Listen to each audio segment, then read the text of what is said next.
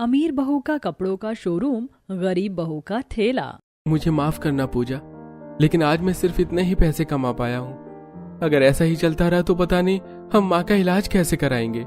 अरे आप माफी क्यों मांग रहे हैं? भला इसमें आपकी क्या गलती है? राम जी, आप कहीं और ठेला लगा लीजिए, शायद वहाँ पर आपकी अच्छी बिक्री हो जाए। तुमने सही कहा पूजा, मुझे जगह बदल कर देखनी चाहिए। राम ने ऐसे बोलकर अपने दिल को समझा दिया। राम एक गरीब आदमी था जो ठेले पर फल बेचकर अपने परिवार का पेट पालता था। उसके घर में उसकी बीवी पूजा, एक बहन टीना और माँ थी। राम के पिता का अभी कुछ दिन पहले ही देहांत हुआ था, जिसकी वजह से पूरे परिवार की जिम्मेदारी राम के कंधों पर आ गई। उसकी माँ को अपने पति की मौत का इतना गहरा सदमा लगा कि वो भी दिमागी तौर पर बीमार हो गई। रेगुलर माँ की दवा और काम के मंदा होने से राम का दिमाग काफी परेशान रहने लगा था। ऐसे ही आज के दिन वो सड़क पर मारा मारा सा अपने फल लिए घूम ही रहा था कि तभी उसकी नजर एक शोरूम पर पड़ी। काश अगर मेरी भी ऐसी कोई बड़ी दुकान या शोरूम होता तो मेरे घर के हालात कितने अच्छे होते। इसी तरह शोरूम को देखकर चलते हुए राम इतनी गहरी सोच में पड़ गया कि उसे इस बात का जरा भी अंदाजा नहीं हुआ कि वो अब बीच चौराहे पर था। ख्यालों में खोने की वजह से राम का सामने से आती गाड़ी पर ध्यान नहीं गया और उसका ठेला गाड़ी से जोर से टकराया। जोर से टक्कर लगने की वजह से राम के सारे फल इधर उधर गिर गए और राम अपने ठेले के नीचे ही दब गया। आ आ आ राम वहीं बेहोश हो गया। कुछ भले लोगों ने उसे अस्पताल पहुंचाया और उसके घर खबर की। राम की खबर सुनते ही पूजा अस्पताल भागी चली आई। राम जी, सारी मेरी ही गलती है। मैंने आपको ठेला लगाने की जगह बदलने को बोला। मैं तो यहाँ आपका इलाज भी नहीं करवा सकती हूँ क्योंकि मेरे हाथ खाली हैं। मुझे माफ कर दो पूजा। आप माफी मत मांगिए। हे भगवान, ये कैसी दुविधा में लाकर डाल दिया है आपने मुझे, जहाँ से मुझे कोई रास्ता ही नहीं दिखाई दे रहा।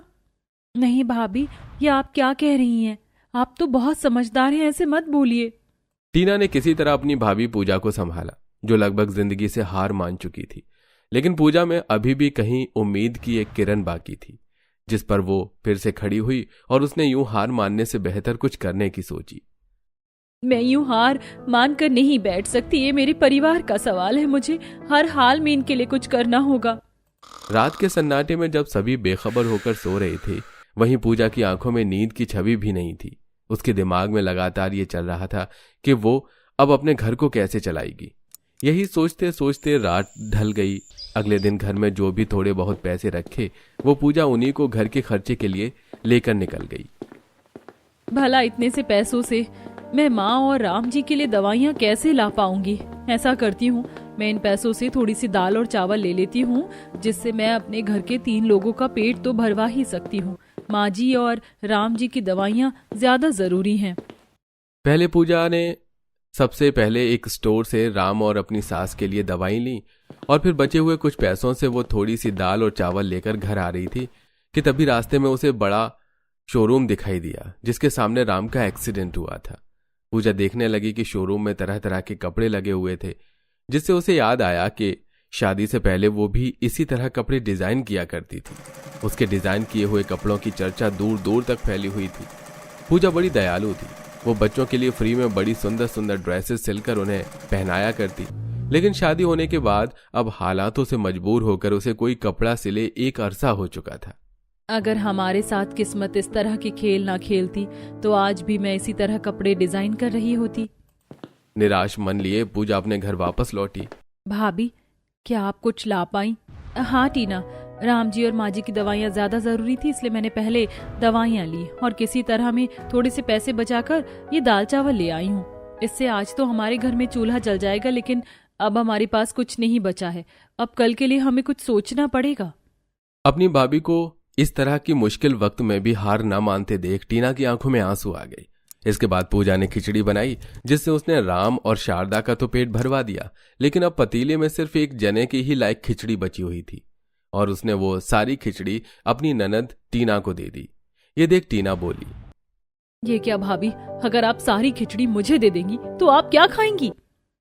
तुम मेरी चिंता मत करो। नहीं भाभी, चलिए एक साथ बैठकर ये खिचड़ी खाते हैं। अगर आप नहीं खाएंगी तो मैं भी नहीं खाऊंगी। टीना की बात सुनकर पूजा टीना के साथ खिचड़ी खाने के लिए राजी हो गई और खाते खाते पूजा बोली, बिल्कुल इसी तरह मैं भी ड्रेस डिजाइन किया करती थी जैसे मैंने उस शोरूम में देखा। क्या भाभी, ड्रेस डिजाइन? आप क्या कह रही हैं?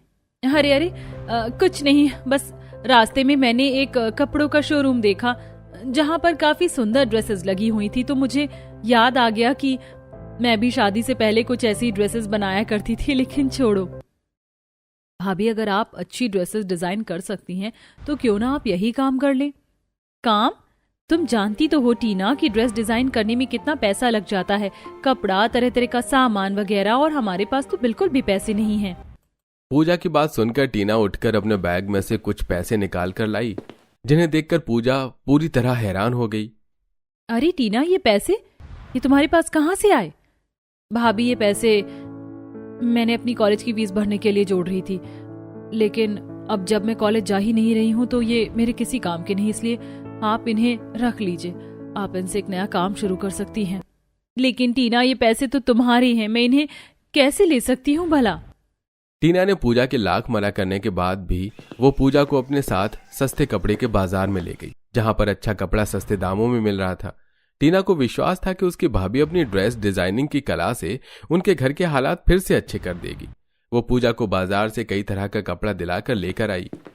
भाभी, अब आप इनसे अपनी ड्रेसेस बनाना शुरू कर दीजिए। मुझे यकीन है कि आपकी ये कला हमारे दिन बदल देगी।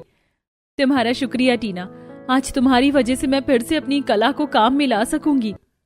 इसके बाद पूजा ने उन सभी कपड़ों को अलग अलग डिजाइन से काटकर उनसे अलग अलग तरह की ड्रेसेस सिलकर तैयार की, जिन्हें देखकर टीना के होश उड़ गए। वाह भाभी, आपने तो उम्मीद से ज्यादा सुंदर ड्रेसेस बनाई हैं। हमें पहले से पता क्यों नहीं था कि हमारे घर में एक इतनी अच्छी ड्रेस डिजाइनर रहती है। भाभी, यकीन मानिए आपकी ड्रेसेस खूब बिकेंगी। पूजा ने मुस्कुराकर टीना को बाय कहा और राम का ठेला लेकर, जिस पर वो फल बेचा करता था, कपड़े बेचने निकल गई। लेकिन पूजा को कोई जगह नजर नहीं आ रही थी। ठेला लेकर इधर उधर भटकने के बाद उसे एक जगह मिली। उसने वहीं ठेला लगाने की सोची, जहां पर वहीं कपड़ों का एक बड़ा आलीशान शोरूम बना हुआ था, जिसकी मालकिन बहुत ही घमंडी और खड़ूस थी। पूजा देख रही थी कि सभी ग्राहक उसके ठेले के सामने से गुजरकर उस बड़े शोरूम में कपड़े लेने जा रहे थे। मैडम, मेरी दोस्त की हल्दी है, मुझे हल्दी के फंक्शन के हिसाब से ड्रेसेस दिखा दीजिए। हाँ हाँ जरूर, हल्दी फंक्शन के हिसाब से हमारे पास खास पीली ड्रेसेस हैं। आप वेट कीजिए, मैं अभी गार्ड से कहकर आपको ड्रेसेस दिखवाती हूँ। इसके बाद गार्ड्स ने उस लड़की को भूमिका के शोरूम की सारी पीली ड्रेसेस दिखाई, लेकिन वो ड्रेसेस बहुत ज्यादा हैवी थी। अरे नहीं मैडम, मैं सिंपल सोबर लड़की हूँ, मैं इतनी हैवी ड्रेसेस नहीं पहनती। मुझे कोई अच्छी सोबर और फैशनेबल ड्रेसेस दिखाइए। मतलब आजकल शादी के फंक्शन में कौन सिंपल ड्रेसेस पहनता है? आजकल तो सभी फंक्शंस में लश्कारे मारती हुई महंगी ड्रेसेस ही पहनी जाती हैं। मैं आपकी बात से सहमत हूँ, लेकिन हर इंसान का टेस्ट अलग अलग होता है और मुझे भारी कपड़े पसंद नहीं। अगर भारी कपड़े पसंद नहीं है तो मेरे शोरूम पर वापस कभी मत आना, क्योंकि मेरे शोरूम में सिर्फ महंगे और हैवी कपड़े ही बेचे जाते हैं। भला कौन दुकानदार अपने ग्राहकों से इतनी बदतमीजी करता है? अगर आप इसी तरह का बर्ताव रखेंगी तो ज्यादा समय नहीं लगेगा आपके इस शोरूम को बर्बाद होने में। मेरे शोरूम में आकर मुझे ही सुना रही है, निकल जाओ वरना मैं धक्के मारकर तुझे बाहर निकाल दूंगी।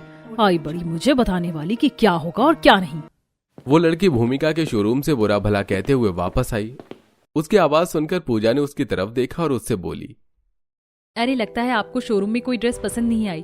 निराश मत होइए, अगर आप चाहें तो मेरे ठेले पर कुछ देख सकती हैं। लड़की ने पूजा की बात सुनी और जैसे ही उसने ठेले पर नजर डाली, उसने देखा कि ठेले पर काफी अच्छी क्वालिटी के कपड़े से बनी बड़ी सुंदर सुंदर ड्रेसेस थीं। अरे वाह, तुम्हारे पास तो काफी अच्छी ड्रेसेस हैं। क्या तुम मुझे हल्दी फंक्शन के लिए कोई ड्रेस दिखा सकती हो? लड़की की बात सुनकर पूजा ने अपने ठेले से एक सादी सिंपल सी पीले रंग की ड्रेस निकाली, जिस पर उसने पीले और गुलाबी रंग के कपड़े के फूलों से डिजाइनिंग की थी। कितनी सुंदर ड्रेस है, जैसी मुझे चाहिए थी। यकीन नहीं होता कोई ठेले पर इतने सुंदर कपड़े भी बेच सकता है। वैसे इस ड्रेस की प्राइस क्या है? ज्यादा नहीं, सिर्फ 500 रुपए में आप इस ड्रेस को ले जा सकती हैं। पूजा की बात सुनकर लड़की बहुत ज्यादा खुश हुई। उसे इतने सस्ते में उस लड़की को अपनी मनपसंद की ड्रेस मिल गई और पूजा की भी बिक्री की शुरुआत हुई कि तभी उसके ठेले के सामने एक आलीशान गाड़ी में से एक औरत अपनी बेटी को लेकर शोरूम के अंदर गई। बड़े ही अमीर घराने के लोग लगते हैं। मैंने कभी नहीं सोचा था कि इतने अमीर लोग भी हमारे इस गांव में कपड़े लेने आते होंगे। मैडम, मेरी बेटी विदेश से पढ़कर आई है, इसे यहाँ की किसी भी दुकान पर ड्रेसेस अच्छी नहीं लगी। फिर किसी ने हमें आपका पता दिया तो हम यहाँ चले आए। अरे आइए आइए, आप बिल्कुल सही जगह पर आए हैं। हमारे पास अलग अलग वैरायटी के कपड़े हैं, मैं आपको अभी दिखाती हूँ। इसके बाद भूमि ने अपने गार्ड से कहकर उन दोनों को कपड़े दिखाए। आपके पास कपड़े अच्छे तो हैं, लेकिन ज्यादातर आपके पास पार्टी वियर ड्रेसेस और एक भी वेस्टर्न स्टाइल ड्रेस नहीं है। भला इतने हैवी ड्रेस डेली में कोई कैसे पहन सकता है? हमारे पास एक्सपेंसिव और फैशनेबल ड्रेसेस ही मिलती हैं। अगर वेस्टर्न कपड़े पहनने हैं तो किसी वेस्टर्न कंट्री में जाकर खरीदो। कितनी बदतमीज हैं आप। पता नहीं आपका ये शोरूम कैसे चल रहा है। चलिए मम्मी, हम कहीं और से कपड़े खरीद लेंगे। हाँ हाँ जाओ, वैसे भी हम सिर्फ भारतीय कपड़े बेचते हैं, बढ़िया ही वेस्टर्न ड्रेस पहनने वाली। दोनों माँ बेटी गुस्से से दंदनाती हुई भूमिका के शोरूम से बाहर आई और तभी उस अमीर लड़की की नजर पूजा के कपड़े के ठेले पर पड़ी, जिस पर रखी ड्रेसेस का कलर बड़ा ही खिल रहा था। वो लड़की दौड़कर पूजा के ठेले पर पहुंची। ये देख उसकी माँ पीछे से आई और बोली, अरे बेटी, क्या तुम इस ठेले से कपड़े लेने की सोच रही हो? चलो हम किसी आउट शोरूम पर चलते हैं, तुम्हें यहाँ ठेले पर से कपड़े लेने की कोई जरूरत नहीं है। लेकिन लड़की ने बिना कोई बात सुने पूजा के ठेले पर ड्रेसेस देखना शुरू कर दिया। Wow, what a dress! तुमने तो अपने ठेले पर कितनी ब्यूटीफुल ड्रेसेस रखी हुई हैं, और यहाँ तो वेस्टर्न स्टाइल में भी ड्रेसेस हैं। क्या तुम कोई फैशन डिजाइनर हो? मुझे खुशी है कि आपको मेरी ड्रेसेस पसंद आई।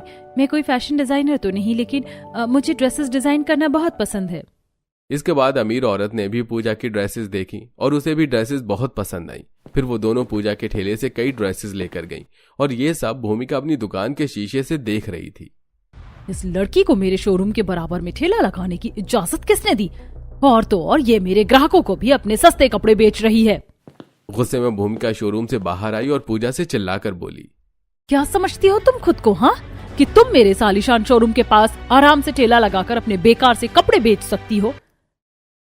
और तो और तुम मेरे ग्राहकों को भी छीन लोगी। तुम्हें पता है ये मेरी शान के खिलाफ है। चलो अब जल्दी से यहाँ से अपना ठेला हटाओ। मैं आपके शोरूम में नहीं बल्कि बाहर में ठेला लिए खड़ी हूँ, और ये जमीन आपकी नहीं। और मैंने कहा आपके ग्राहकों को छीना है। सभी लोग सबसे पहले आप ही के शोरूम में कपड़े लेने जाते, फिर ना जाने क्यों गुस्सा करते हुए खाली हाथी वापस लौट आते हैं। इस पर भूमिका को बेइज्जती महसूस हुई। उसने पूजा से दोबारा अगड़ करके वहां से ठेला हटाने को कहा। माफ कीजिए मैडम, मैं एक गरीब मजबूर औरत हूँ और मेरी यहाँ पर अच्छी बिक्री हो रही है। अगर आप मुझे यहाँ ठेला लगाने देंगी तो मैं आपका बड़ा एहसान मानूंगी। ये कहकर पूजा ने भूमिका के सामने हाथ भी जोड़े। फिर भी भूमिका बिना कुछ कहे वहां से चली।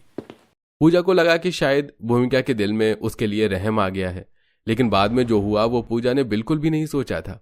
भूमिका के अंदर जाते ही शोरूम से 2 गार्ड्स निकल कर आए और उन्होंने जबरदस्ती ठेला पूजा से हटाने को कहा। भगवान के लिए थोड़ा तो रहम कीजिए, मैं मजबूर हूँ। मेरा घर सिर्फ इसी ठेले की खातिर चल रहा है। मैं आपके आगे हाथ जोड़ती हूँ। अरे लगता है ऐसे नहीं मानेगी, अब हमें कुछ और करना पड़ेगा।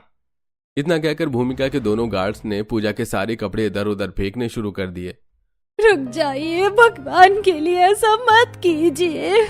पूजा सारे गिरे कपड़ों को उठाने के लिए भागी कि तभी एक गार्ड ने हथौड़ा लाकर उसका ठेला तोड़ना शुरू कर दिया। पूजा रो रो कर उन्हें रोकती रही, लेकिन उन पे कोई असर नहीं हुआ। आखिर पूजा के कपड़े उधर उधर फेंक कर और फाड़ कर उसका ठेला तोड़ने के बाद दोनों गार्ड्स वापस शोरूम में चले गए।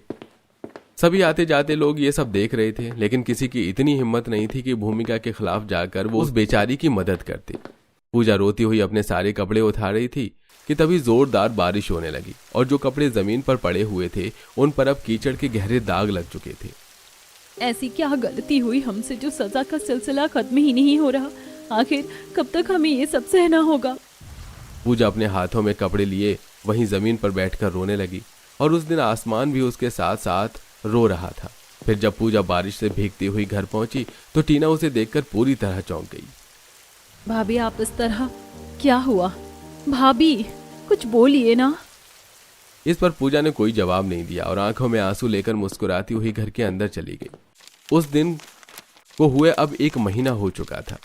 भूमिका ने देखा कि पूजा अब वहां कहीं भी दूर दूर तक ठेला नहीं लगाती है, लेकिन पूजा पूरे 1 महीने ठेला न लगाने के बाद भी भूमिका के कपड़ों की बिक्री में कोई तरक्की नहीं हुई। हमारे शोरूम पर लोग आ आकर खाली हाथ चले जाते हैं। अब तो हद ही हो गई है। पिछले 1 हफ्ते से हमारे यहाँ से एक ड्रेस भी नहीं बिका है। अगर ऐसे ही चलता रहा तो हमारे इस शोरूम पर ताला लग जाएगा। भूमिका माथे पर हाथ रखकर परेशान होती हुई बातें कर रही थी कि तभी उसकी मैनेजर उसके पास आई। मैडम, अगर आप बुरा ना माने तो मैं आपको बताना चाहती हूँ कि इसी गांव में एक बहुत अच्छी फैशन डिजाइनर रहती है जिसके कपड़ों की चर्चा दूर दूर तक फैली हुई है। अगर आप चाहें तो हम उससे आपकी बात करा सकते हैं।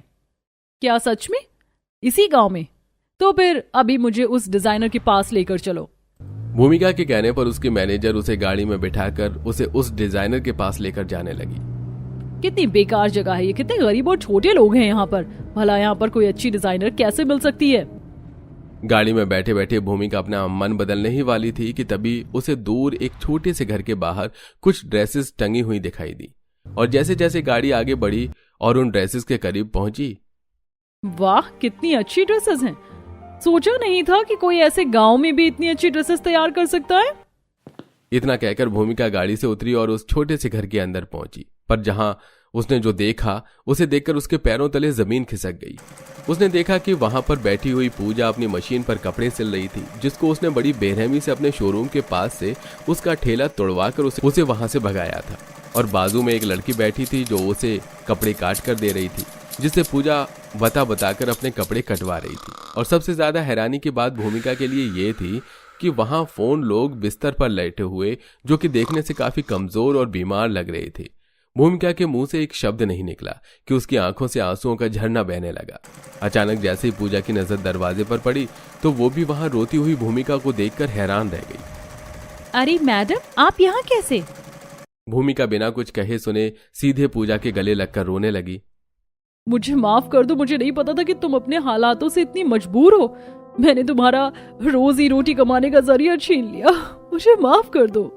इस पर पूजा मुस्कुराई और बोली, बात जब आपको अपनी गलती का एहसास हो ही गया है तो मुझे कुछ भी कहने की जरूरत नहीं। हमारे साथ जो भी होता है सब भगवान की मर्जी से होता है। अब आपको माफी मांगने की कोई जरूरत नहीं है। पूजा की ईमानदारी और दयालुता को देखकर भूमिका को यकीन नहीं हुआ कि उसने एक देवी जैसी औरत के साथ ऐसा कैसे कर दिया। अब आप बताइए कि आपका यहाँ आना कैसे हुआ? जब से मैंने तुम्हारे साथ ऐसा बर्ताव करके तुम्हें वहां से भगाया है तब से मेरे शोरूम से कपड़े बिकना बंद हो गए हैं। तो मेरी मैनेजर ने मुझे तुम्हारे बारे में बताया और मैं यहाँ चली आई। तो क्या आप मुझसे यहाँ ड्रेसेस खरीदने आई हैं? हाँ बिल्कुल, मुझे एक अच्छे डिजाइनर की जरूरत है और इस समय मुझे तुम्हारे अलावा यहाँ कोई अच्छा डिजाइनर नहीं मिला। लेकिन ये बताओ कि तुमने दोबारा ड्रेसेस कैसे बनाई? मेरे गार्ड्स ने तो तुम्हारा सारा कपड़ा खराब कर दिया था। हाँ, उस समय मेरे पास जितने भी पैसे थे उन्हीं से एक कपड़ा लेकर आई थी मैं, और फिर मैंने कुछ साड़ियां ली और एक गाउन तैयार करके उसे अपने घर के सामने टांग दिया। मुझे उम्मीद थी कि कोई तो मेरी ड्रेस लेने आएगा ही। और फिर तभी वहां से एक अमीर लड़की गुजरी, उसने मेरी ड्रेस को देखा और उसे मेरी ड्रेस पसंद आई। उसने काफी अच्छे दामों से मेरी ड्रेस को खरीदा, जिससे मैंने दोबारा कपड़े का कारोबार शुरू किया। भूमिका पूजा के यूं हार न मानने वाले चरित्र को देखकर काफी प्रभावित हुई और उसने फिर पूजा से अपने शोरूम के लिए ड्रेस डिजाइन करने को कहा। और देखते ही देखते पूजा की ड्रेसेस इतनी ज्यादा बिकने लगी कि भूमिका ने उसके साथ काम में साझा कर लिया। अब पूजा और भूमिका एक साथ मिलकर शोरूम चलाती और पूजा के घर के हालात भी बिल्कुल बदल चुके थे। राम और शारदा पूरी तरह से अब ठीक हो चुके थे। साथ ही टीना भी अब एक अच्छी कॉलेज से अपनी पढ़ाई कर रही थी।